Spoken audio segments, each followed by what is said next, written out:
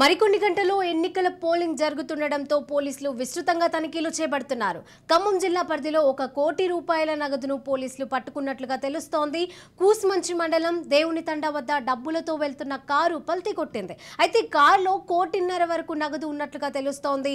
పోలీసులు చేజింగ్ లో అతివేగంతో వెళ్తూ పల్టీ కొట్టినట్లుగా సమాచారం అందుతోంది.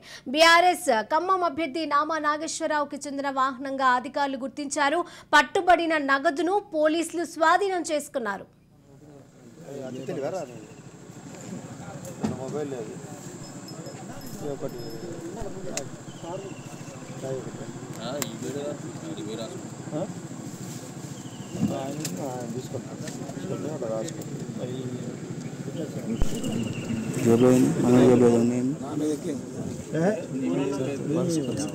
ఇవి ఉన్నాయని చూసినావా లేదా?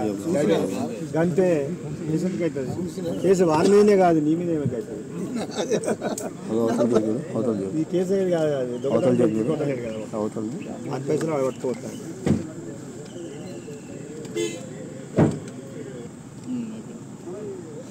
సార్ నా గుడ్ మార్నింగ్. మనదే ఇక్కడనే ఈ దుబ్బతండ దేవుడి తండ ఐటీ ఫైల్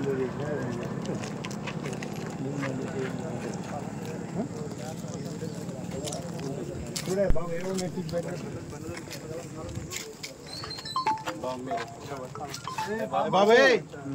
మీరందరూ పంపించాలా? అది పెట్టుకోండి, కాల్ చేస్తారా మరి? ఓపెన్ చేస్తాను.